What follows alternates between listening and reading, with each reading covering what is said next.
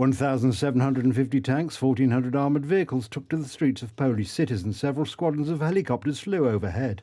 25% of all forces were concentrated in Warsaw.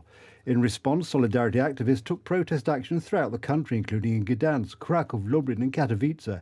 In the Wujek mine, communist police shot and killed 9 striking miners and injured 23 others.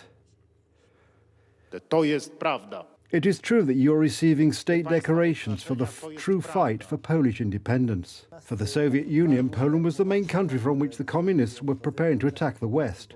Meanwhile, Poles rejected the communist rule. The establishment of Solidarity after strikes of 1980 was proof of society's rebellion. On the 13th of December 1981, Solidarity had 10 million members. The goal of the communist junta was to destroy Solidarity. Let us add that martial law lasted from 1981 to 1983, but actually until 1989. During martial law, the communist authorities interned over 10,000 people. Apart from Solidarity activists, ordinary citizens also found themselves in prison. 40 people died in direct clashes with officers of the repressive apparatus. They took us in a van and threw us in our underwear in the snow.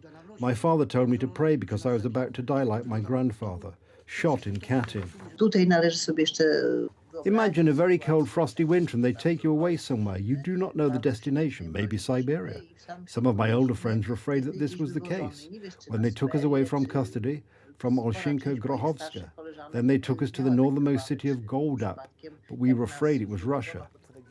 To establish the identity of Solidarity members, security service officers introduced a curfew, multi-level surveillance, frequent searches, and censorship in public communications.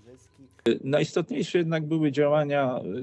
most important were the activities of the secret services, which worked to disintegrate society.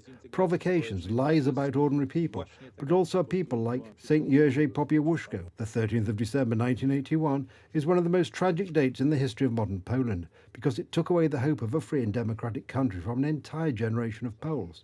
The president of the Institute of National Remembrance, Dr. Karol Nawrocki, said today, 13th of December, the martial law had an impact even after regaining independence and the creation of the Third Republic.